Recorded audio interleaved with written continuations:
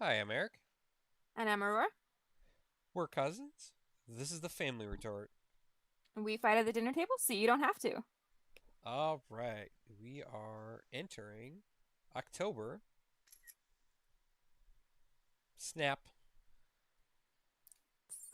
Sorry, I'm playing Pokemon in the background. Uh, well, I'm glad you're taking this seriously.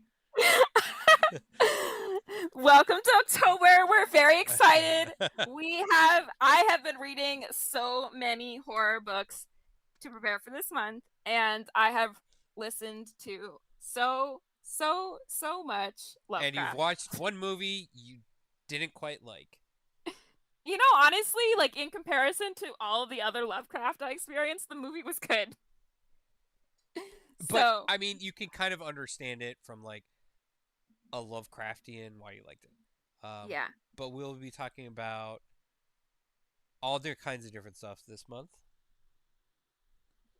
But let's introduce each other first, just so people know who we are. Um, I'm Eric. I am a libertarian by trade, but most of the time that doesn't really get me anywhere. So generally, it's conservative, Republican kind of stuff. And I'm Aurora. I was like raised by very feminist, very liberal parents in New York City, and so I have continued to do that by being even more liberal. And so I generally vote Democratic, and I research a bunch of different issues about stuff and try my best to like look into laws, and I and try usually to it ends up expose myself to these things. and usually it ends up in us having a conversation about it. And generally, we don't agree with stuff. Sometimes we do, sometimes we don't. So we agree to disagree. Yep. But we always talk about things and go our separate ways, even if we get mad at each other. And then we talk about it next week. Yeah, and so we have been talking about a lot of media things for fun, and part of what is so great about we have slightly different backgrounds, And but views. not that different. And I think that brings our interpretation to even the fun media that we watch. It brings our views. We have contrasting views. We pay attention to different things, and I make think that makes our conversations interesting. That's why I enjoy them because they're things that I didn't think about, things I wouldn't have considered, perspective I don't have. And I think it's like really important that we all get out of our own echo chambers. Yes. I feel public discord is always a good thing to have. Even if you don't agree with it or not, you can still talk about it. And like I said, we don't usually take things personally. I don't think that we've ever really had a conversation that has been like, I don't want to talk to you anymore. No, I think we've gotten along pretty good. There's a few times that I was pretty upset, but I was just like, you know what? This is not about me. That's fair. But, well, I think that that's why we don't always talk about politics. We talk about media stuff too. Oh yeah. And I know sometimes I You get know, pretty hard on your case, I so mean, I I always appreciate how good natured you are. I I can't talk about politics all day every day. It God, would I'd be just so burnt out. burn me out until it's just too much.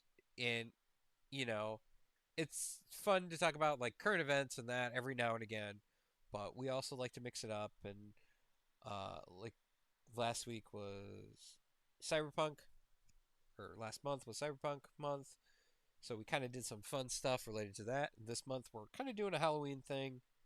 I think next month we got all kinds of good juicy conversations for you to talk around at the Thanksgiving dinner table. Oh yeah. We'll do we could do all the conversations you can't talk about at the family dinner Oh table. yeah, yeah. Start Um some real fights. so, but I feel like I'm very much a city girl, and I think that Eric considers himself very Midwestern. Yeah, more rural. You told me you were raised in the suburbs, I was. but you don't identify that way. Well, yeah. it I guess I'm suburb. I'm kind of like in between rural and city. So, in this upcoming month, we're going to be talking about horror. I have listened to a lot of Lovecraft, so we're going to be doing quite a few episodes on that where we watch one movie that's inspired by that. And Yes, then I we have an episode talking about Lovecraft. And I've also read a bunch of horror books that are just, all over the place. And we've had a lot of discussions about my opinions on, on things. And I give Eric a hard time about his choices and who he reads. well, I've had some good ones. I've had some bad ones. It's okay. I'm I just, think what I think you had a problem with. I feel like generally what it came off as you did like some of the H.P. Lovecraft stuff, but other ones you're kind of like, they're not that well, great. I think ultimately I didn't hate it, but I just didn't feel like he was not a bad thing to have on in the background, but it's just that I didn't feel like he was worth the time to put into it. He wasn't worth the time investment. It takes a lot of time to get through all of his stuff, to get through all the Well, things. okay, And I fine. think that All there's so many yes, other, and I didn't personally feel like he elicited any horror response in me. all of his So, stuff. I'm not saying go start reading all of his stuff. There's a few I feel select stories that stand out above the rest, including Call of Cthulhu, uh, At the Mountains of Madness, the Dunwich Horror is a good one. Those are good starting points, and if you find those stories interesting, then you can keep reading them, and you'll find some good ones in there. But if you're like, one, I don't really like these, then yeah, then don't waste your time. I think Eric and I had some great discussions about like our different preferences in horror and what makes things horror, and even like what real life events we think inspired stories. And so I really liked the suggestion he made for I Have No Mouth and I Must Scream. That one was I listened to it on YouTube, and it was just this very small short story that it was sci-fi, and that really did give me the ending really Yeah, did hit me in a way that Lovecraft didn't. And that yeah, was really exciting. that one is kind of a lot more bleak, a lot more bleak. That one is real depressing. It's oh man, it's rough. But it's a great story. I think it very good. And I know, Because we sorry. oh no, it's okay. I think we want to talk just a quick minute about that. Because we couldn't really figure out where to put it in the rest of the podcasts. Because it was like it's a very short story. What, it was only like 40 minutes. Yeah, let's talk about it. Sure. So real quick, what happens? What is I Have No Mouth and I Must Scream about? Have No Mouth and I Must Scream is about an AI that exists and it kills all humans and it keeps about is it 8 or 5 of them alive endlessly, and it tortures them for fun because it is angry about existing and being unable to be like real in a way. It's and so it is the audio of it is so great because it sounds like a madman ranting at the end of his life of being tortured like psychologically and physically about this AI changing people's physical brains, of torturing them and not letting them die until they break, until they become the opposite of who they are. And I really enjoy this kind of a certain level of body horror that it makes me feel a little bit more visceral Yeah. reaction, that horror response. And so I really experience that horror response, especially that end, because there's a certain level of I have no mouth and I must scream, and this kind of like anxiety that you feel because there's so much fun about the horror genre. And what's amazing about fiction in general is that it can elicit an emotional response from you. So And here's the thing with Am too. So that was the name of the AI. It's Am. And it's implied that he's been torturing these people for centuries or even millennia, not letting them die, rejuvenating them if they do. And we're talking about not just like, oh, I'm gonna hurt these people. He like mentally, physically, any kind of torture you can think of is doing to these people. So the story really kind of explores like cruelty, isolation, um, like unchecked technology power, because these are the last five people on Earth. That is why he's keeping them alive. You know, something that I was thinking about is though that like they're in a bunker. They said that all of humanity has died. Sometimes I wonder, because at the end he said that AM has been messing with his like time perception. Yeah. I sometimes wonder if it's not actually that all of humanity has died. It's that all of humanity has sacrificed these 8 people to be played with by this super community, that by the supercomputer AM, in order to placate it, and all these humans are actually fine. It's just these 8 people trapped in a bunker for this supercomputer to play with. Well, okay. So do you That is remember not how? that is not what the story implies, but I just had Yeah, this like thought revelation. while I was listening. No, it was just something I was thinking while I was listening to it because he says, "Oh, there's nothing out there, and we're in this bunker, and we've been in this bunker Yeah, it's like a centuries, this and that." wasteland.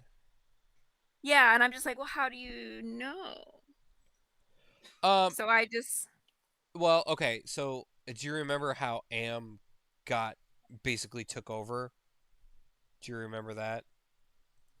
mm, he like was plugged in and then killed everybody. Not quite. Um. So AM stands for Allied Master Computer, right? So he was a self-aware artificial intelligence, obviously. What happened was like the US came up with this super intelligent computer to help them win a war. Uh, Mhm. Basically to manage global defense, right? Well, other countries. So here's the other thing: some of this lore gets expanded on in the game. There Yes, is the a video game, game tie-in. and it's actually really good. It's very similar, a little bit different. It's more about redemption, personal redemption, than it is about utter just crushing defeat. Uh, but Okay. the way and it's the game is done by the same person who wrote uh the book. Okay, and is the game set like before or after? Same. It's like a we call it like a parallel story. So it's like the same kind of story. It's just a little different. Okay. So what happens is Am uses an intelligence to overtake other countries. So once one country has it, well Russia, we have to have it. So then Russia gets it. Well then China gets it. And then other countries do until he's This is like who's got the basically bomb. yeah, basically control of every single bomb, military, everything. And then just annihilates everybody in one fall swoop. Okay. Because during the setup and everything, he gained sentience essentially, and he See, to me, harbored a like, deep hatred for humanity. see, I know to you that part is like the like interesting, scary part, but to me, it would actually be more interesting if all of humanity abandoned these 8 people to be tortured for their own comfort. Well, Like that is more interesting to me personally. I This think is the why I made it up. horrific part is the like these people are the last eight of humanity. That's it, and they're just sitting there being tortured forever in an endless loop. where they Not being cannot able to kill die. yourself Not even sounds being able to like kill the worst yourself. part. Yeah, That one, like that really sent a shiver down my spine, honestly. yeah. And then I know they're in this bunker, but it uh, so they said that basically he let them out for a little bit, right? Hmm.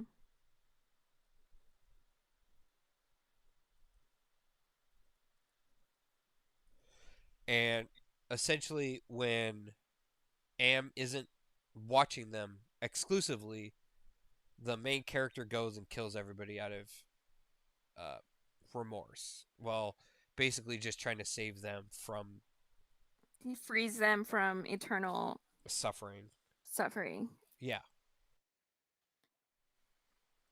So, Well, here's the thing: is it's like you are pretty sure everybody wants to die, but you honestly, there's like a little bit of ambiguity there,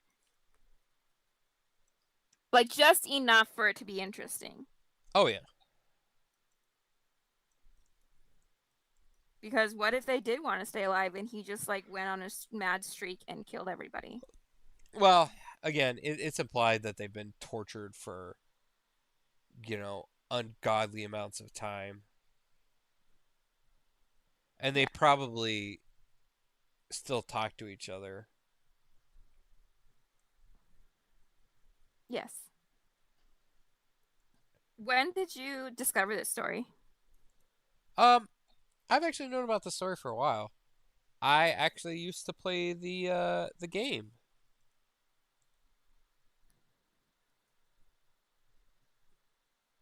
and I didn't realize it was written on a or the book was written till much later. I actually watched a video analysis of like why this is such a great story. Well, but I'm just curious about like when you learned about it, when you played the game, Oh when did boy. you last listen to it?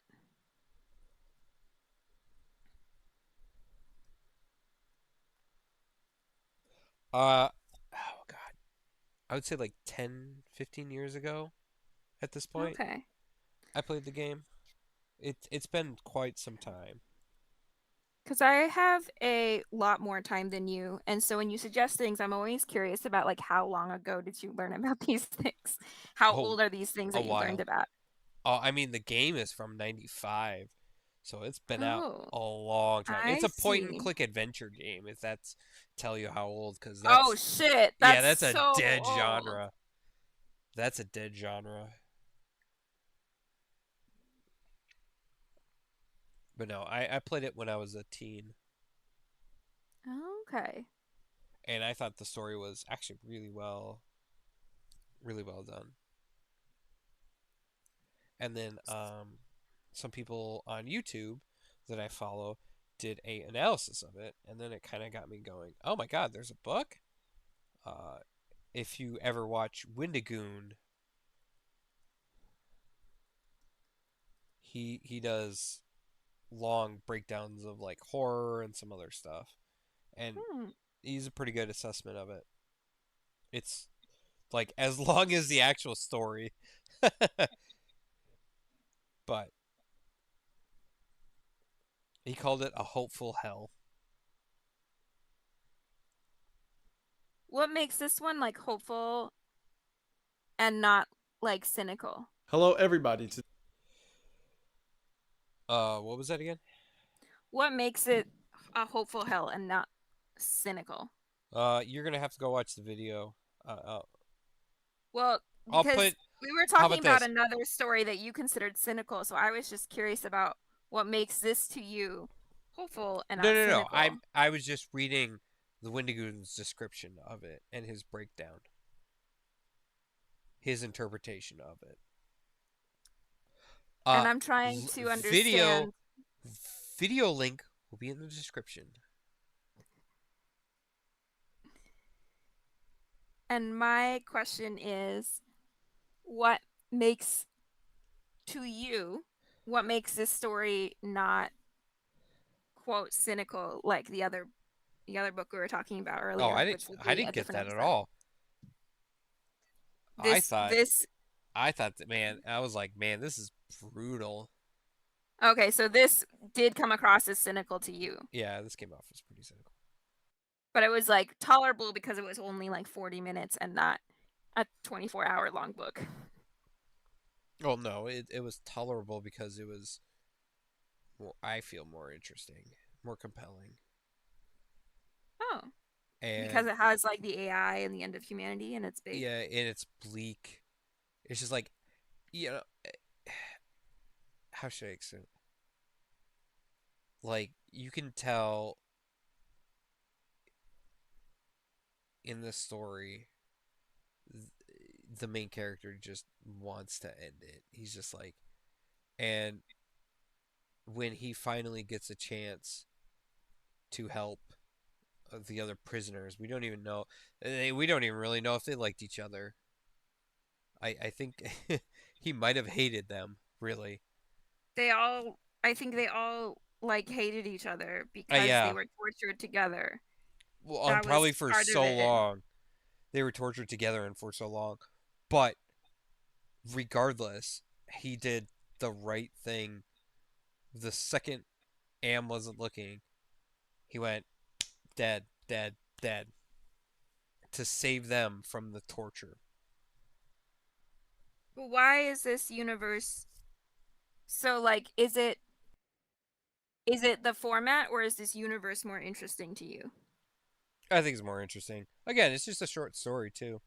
It's That's very true. bite sized, and the ending is just like, oh, very creepy. Well, I'm just trying to like understand because if I were to suggest a different book to you, like I need to know, well, I don't need to know, but like I would like to know more of what appeals to you so I can like fine tune the books that I recommend because the Yeah, just books that recommend a like I book and I'll let you know. I don't even know what I'll like until I Eric, get I into read it. 200 books this year. I'm not gonna be able to just recommend like like it was so hard for me to narrow it down to like five. So that's why I'm curious about what you like, what you dislike, about what makes this cynical, what about this universe was compelling to you, versus the we are in conclusion to one of the discussions we had. I have recommended a book to Eric, and he is listening to it, and we will have another podcast episode discussing it. Well, at least give the book away. The What's the fifth book? season The by fifth J.K. season. Simmons. Yes, we talked about the. We'll get to that at another point, but yeah, like, eh, I'm very finical when it comes to books. I like my science fiction. Uh, It's technically science fiction. it's about no, it's it's not post-apocalyptic. even close to science fiction. But that's neither here nor there. Back on It's track. October, post-apocalyptic. The world is out to get you. pumpkin spice.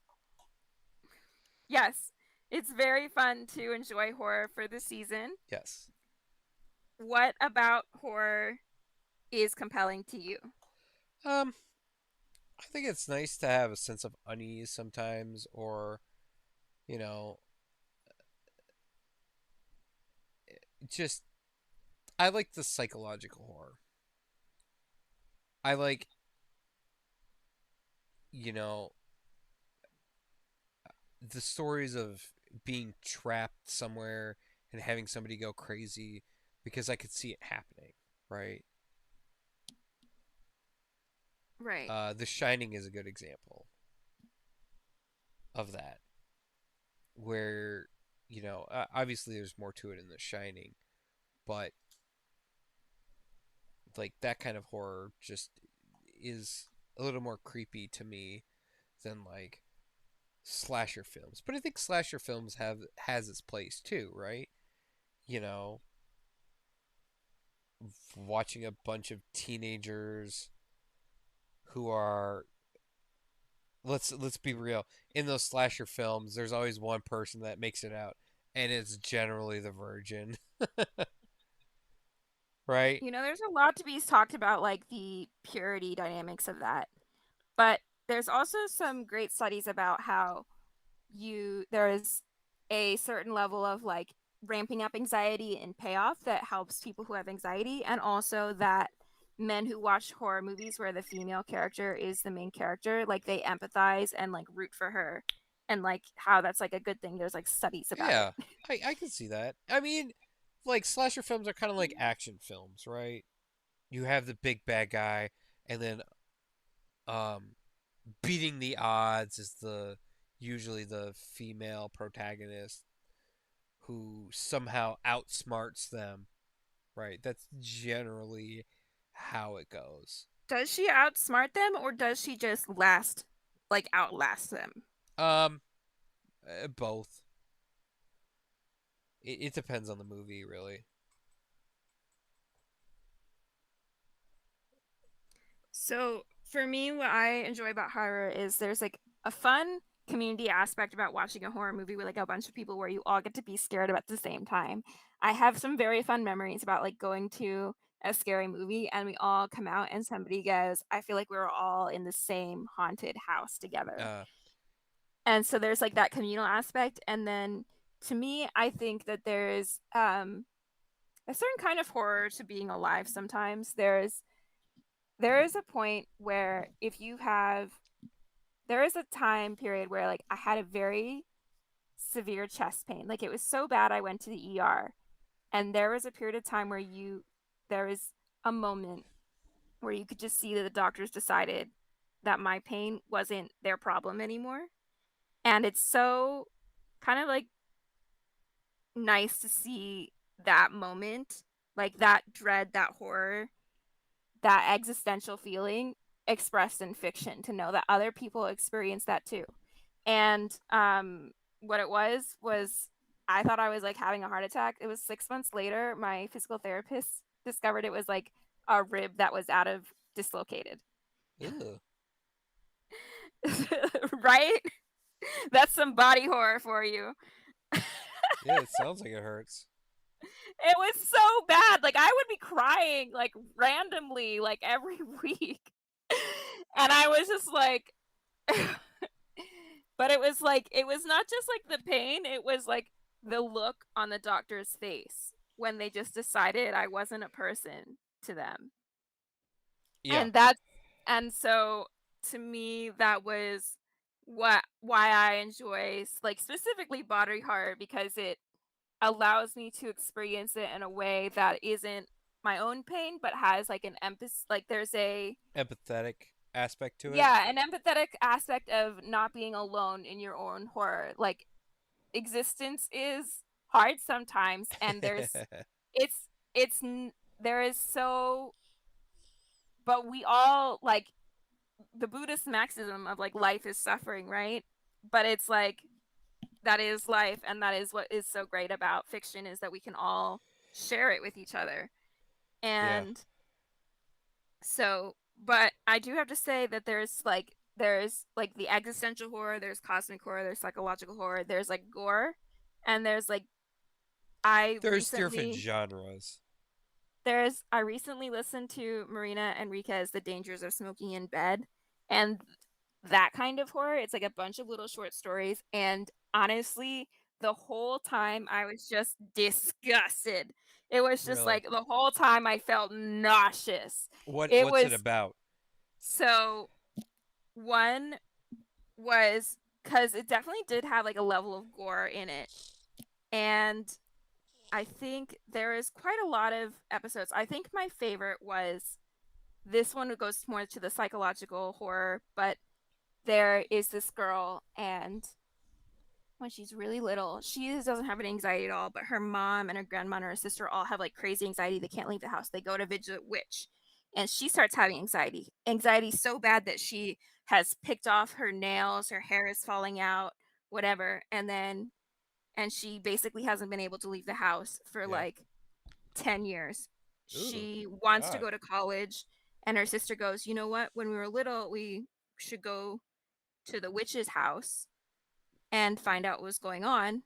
They go to the witch's house and they learn that her mother, her grandmother, her sister, they all turned whatever was evil going after them, the evil that came from within them, they turned it all onto her so that they could leave the house.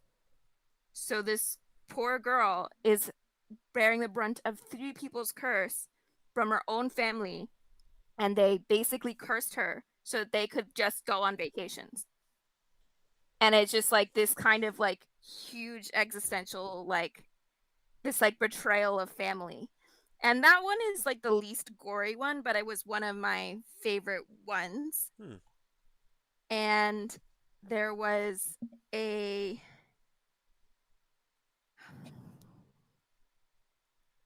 one second, I'm looking up the chapter list so that I screenshot it so that I can remember. Yeah, no problem. Oh, there it is. Okay, I found it. Okay. Um, So you were saying about the.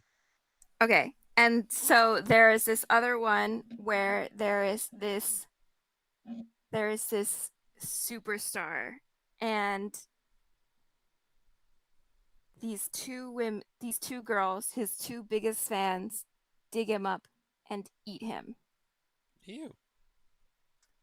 because in his lyrics he basically tells them to.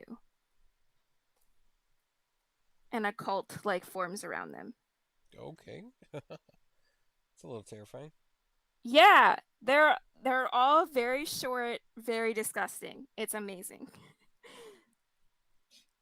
But it's like there's also lots of ones about like children. A lot of them are weirdly sexual, but I that was like part of like the way that it was written. It was like especially the way they writ like she wrote about like underage girls being tantalizing and sexual was like so weirdly grotesque, and it was like just so weird. Hmm. And so that was what was so fun about this horror episode. I have a few other horror books on my list that I'm looking forward to reading, but that was one that I have read recently that I really enjoyed, and I do recommend this one. All right. So let's. Um.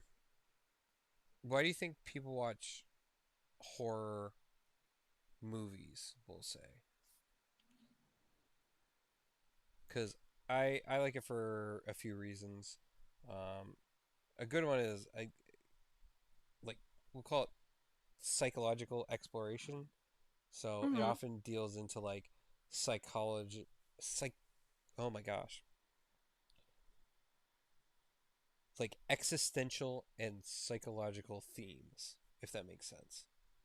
That's a great point. Which like it kind of promotes the human condition, mortality, and the nature of fear, and kind of like, well, what would a person do in this situation?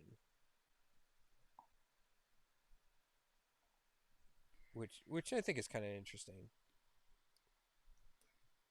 I think there's also an exploration of the taboo. I think we're all very afraid, so I think in some level, like we talked a little bit about true crime and how a lot of people endlessly consume true crime. Yeah. And I think there's in horror, I think there's some level of the enticement of the taboo. And I think there's also some level of if you like almost like desensitizing or indulging in your fear because you're not allowed to be scared in real life. Like Yeah. you I have to mean, go through life normally, right? You can't just yeah. be scared. You're not going to be So, chased by an axe murderer at almost any point. Let's be real. but you every time you go through a dark parking lot after you get off of work and there's sketchy guys out, you maybe you have like an ex-boyfriend who is following you sometimes. You don't know that fear exists. And so horror is an outlet to have that experience that doesn't encroach upon your life. Well, here's something that's kind of interesting too. These horror movies and books and anything can, provide a safe, controlled environment to process that kind of fear and anxiety where you're right. you're not going to be chased by somebody, but let's say you did at one point, and it's a way to overcome that. It's just something Yeah. to think about. I mean, I think a lot of people really do process their emotions that way by either writing media or consuming media that way. And some people do it just for fun to change, like maybe they're bored and they want to experience something thrilling, exciting, gets their blood Oh pumping. yeah, definitely. There's so many different ways to experience and do horror, and Halloween is and October is such like a fun, spooky month to get into it because, we still have the warmth of summer touching us, and so we're not in the dread of the cool months where we need to remain warm by our memories, but where the weather's just clammy and cool enough that you can stay inside and, enjoy a good scary book where it just gets dark early enough, but you can still see sunlight. 100% agree. Yeah, and I think people like it's a huge market, right? There's a lot of horror movies. There's come every single year you're probably going to see a horror film in theaters around October. And I think it's, people enjoy it because it is such a, diverse genre, right? You have psychological horror, supernatural horror, you have slashers, you have like the existential type stuff, you have your gore films. You want to get really crazy, go watch some Korean horror films. Those are terrifying, Very right? true. I Yeah. mean, Do you have, so your favorite is like the cosmic psychological horror. Do you uh, have like a favorite horror like media or like, I like psychological horror, and honestly, if you ever get a chance, watch some Korean horror films. Those are freaking terrifying. very true. They're really well done. They deal with like um, a lot more cultural relevant type horror stuff. So monster boogeyman type stuff. They're pretty good. Well, do you have a favorite horror like experience or media? Like, what's your favorite form of media, and what's your favorite, like, let's say it was like a movie or a book or. Okay. My favorite's probably got to be movies. My favorite movie of the movies would probably have to be The Shining, or even the original. I'm trying to remember. Paranormal Activity, Hmm. because I like that one because it was kind of like the found footage type of thing, and then you had like the ghost element to it. I know a lot of people don't like it, but I thought it was pretty good, and it was very reminiscent of the Blair Witch Project, which I also very much liked. Um, Another one, highly recommend. A little bit different take on it is The Cube, the original one. It's kind of like a Saw-esque film, but Hmm. not quite as like, oh, this is all gore. It has an element of gore to it, but it's more the horror of people slowly getting going insane and starting to kill each other off. I have to agree with you that movies are like kind of the best format to experience horror, but I'm surprised you didn't say video games. No, I'm not a big fan of horror video games, honestly. It's just me I don't, personally. and I think like, I feel like this is very random, but I think one of my favorite horror movies that I saw was Happy Death Day. And it wasn't because it was like scary, it was just like fun. I enjoyed going out to see it. Well, one of my favorite ones, and it's really kind of not one. It's Cabin in the Woods. Oh, that one was fun too. It kind of takes those horror tropes, flips them around, and then is like it's super interesting how they do that whole story. It's so good. You know, I'm And if surprised that we didn't talk about Stephen King at all for like talking about horror. yeah, he's big, blah blah blah. Well, I feel like they're just so. I don't know. I'm not a huge fan of Stephen King. Really? Yeah. I've read a few of his books. I mean, they're not bad, but Yeah, no, they're well written, well, they're good books. Don't get me wrong. well, I'm but you just, prefer the psychological cosmic horror. yeah, I think they're not really that interesting to me. I think it's I wonder what's like what makes a difference to you. Like I really am trying to understand because I'm just like I'm just like trying to like make the math in my head because I'm like but like for example it like that's kind of like a psychological monster. So technically like that totally fits with Yeah, the Lovecraftian thing but just doesn't do it for you. no, It's I so interesting how that works but no, you know that's something to be said for writing, you know, yep, oh yeah. or even perspective. No, But I'm not saying like all of Stephen King is bad. Like his stuff is well, it's just good. not your It's just favorite. not my thing. I don't know. I just tend to shy away from the very like they're like adult Goosebumps books, right? You know what's gonna happen. It's predictable. It's like, oh, okay, haha, cool. I just doesn't do it for me. I don't know how to explain it other than they're just So, if for our audience that's listening, if you guys have any suggestions for horror that we should absolutely check out, you should definitely comment and let us know. And or you should vote on which one of us is right, of course. Um, and which of the media that we've mentioned you is your favorite. all right. Thanks for coming out. Have good discussions. All right. Bye everybody. Bye.